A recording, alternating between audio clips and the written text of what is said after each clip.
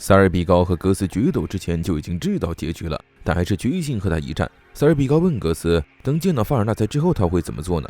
格斯表情凝重，眼神坚决，他没有具体想法，只是觉得一定要见到他，仅此而已。塞尔比高会心一笑，格斯真是个顺其自然的人。格斯说完转身就走。伊索洛追问刚才那一件是认真的吗？真的会砍下去吗？就算是对自己人也能下狠手吗？格斯回头轻描淡写的给出肯定答复。最后那件确实是偶然，不能大意了，毕竟塞尔比高也不弱的。他告诉伊索洛，所有的剑士就是这样。塞尔比高站起身，刚才被砸得晕头转向，现在脑袋里还像敲钟一样。他叫住伊索洛解释道，刚刚确实是认真的，不过这些是基于格斯默许条件的。伊索洛不了解这些剑士们的弯弯绕绕，还是正事更要紧。听说有怪物潜入城中，塞尔比高想起一件事，他在海边展示那些操纵使魔的术士都是库下的人，也许那次袭击和这次战争有关联。假如库下那些术者作为先遣部队的话，这座城市不久就会变成战场，那就必须尽快逃离这座城市。格斯猜想他们的目标恐怕是人群聚集的地方，就是说法尔纳塞那边会有危险。想到这儿，塞尔比高二话不说就走到前面带路，舍尔基把风精灵的披风和武器拿给他，还说风精灵此刻很想念他的主人。塞尔比高抱着披风感动不已，他最终还是回到格斯的小队了。瓦提米奥家第3代当主现身舞会时，引起了所有人的瞩目。瓦提米奥家族站在世界顶端，求他能发动战争，全都是因为他有这个后台。不仅国家，就连法王厅的财政运营都是瓦提米奥银行一手实行，所以瓦提米奥大人理所当然成为了法王厅教团真正的最高权力者。马尼菲高和诺迪克野心勃勃地看向瓦提米奥家主，只要在大家面前公开婚约，家主收拾不了舆论，就不得不承认诺迪克和法尔纳塞的婚事了。而此时法尔纳塞正在左顾右盼寻找塞尔比高的身影。瓦提米奥家主宣布，明天法王厅史无前例的圣战就要开始了。今晚大家吃吃喝喝，玩玩乐乐。马尼菲高紧张的直冒汗，他给诺迪克使眼色，等家主讲话结束，他们就开始行动了。等了好一会儿，演讲结束了。马尼菲高大声呼喊，诸位，借此场合，我有一件关于瓦提米奥家的事要宣布。听到这个名字，贵族诸侯都朝他看了过来。马尼菲高精神抖擞，高声喊道，这位是伊索王族第3位王继承人诺迪克殿下，还有我的妹妹。刚想说妹妹法尔纳塞，结果发现诺迪克身旁空空如也，妹妹法尔纳塞早已不知去向。马尼菲高这一下绷不住了，这么大场合法尔纳塞不在，他站着根本下不来台。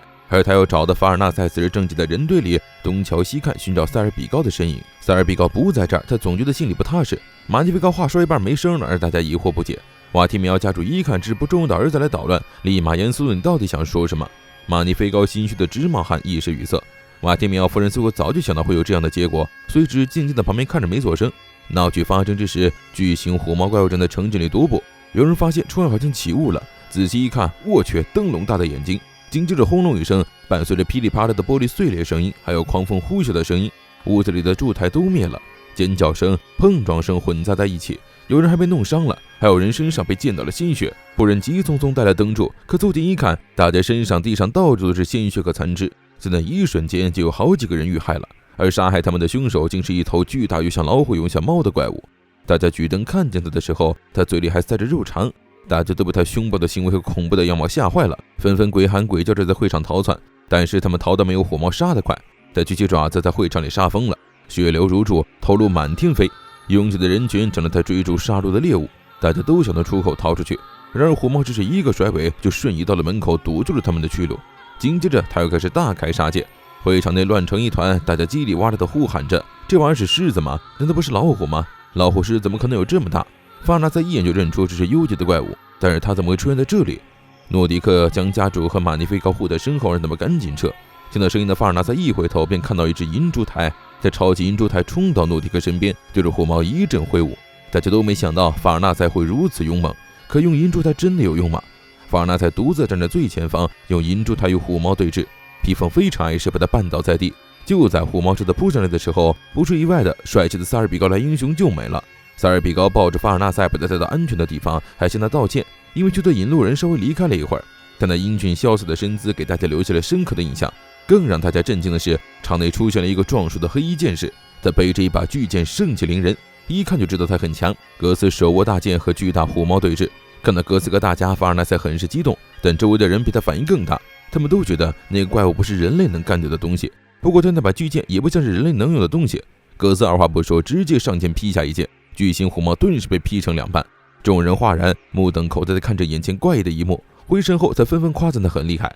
就在大家以为灾难已经结束的时候，又有几十头虎猫破窗而入，他们大声嘶吼地将贵族叼在嘴里玩弄。巨兽充斥着整个会场，塞尔比高抱着法尔纳塞纵身一跃，在无数利爪中穿梭。众人惊呼：“他飞起来了，这是人吗？”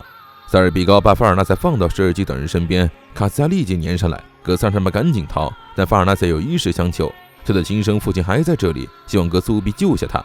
舍尔基通过意念找到了操纵虎猫的施术者，塞尔比高立即前往收拾他们。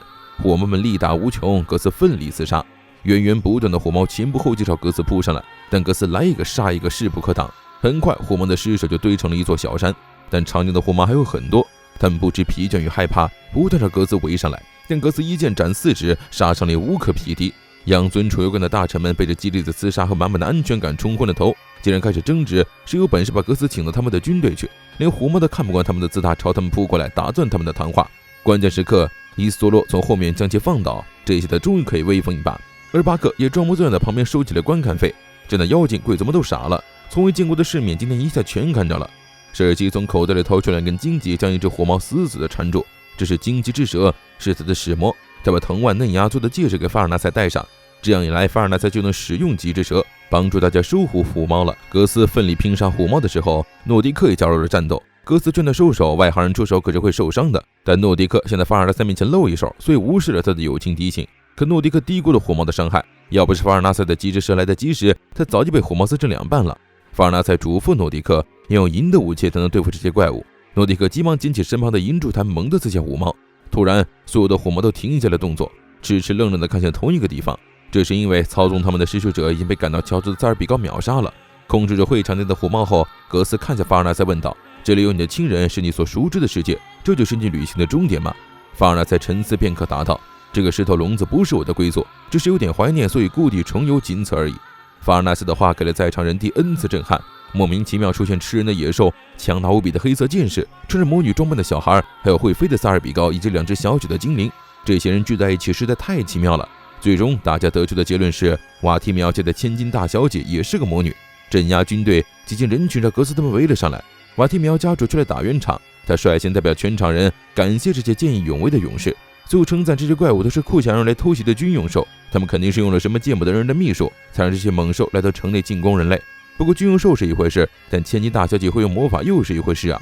对此，瓦提米奥家属给的还暗示幻觉，自家女儿只是普通人，怎么可能会魔法呢？但人有大多数眼神好的贵族不服气，坚决不信那是幻觉。家主表情凝重庄重地说，这都是库下的把戏，目的是给法文厅教授圈首脑沉重的打击，然后让联合军陷入混乱。这事儿不是传出去了，其他人不得嘲笑咱法文厅是孬种吗？大家转念一想，还是瓦提米奥家主想得周到，便纷纷同意了他的说法。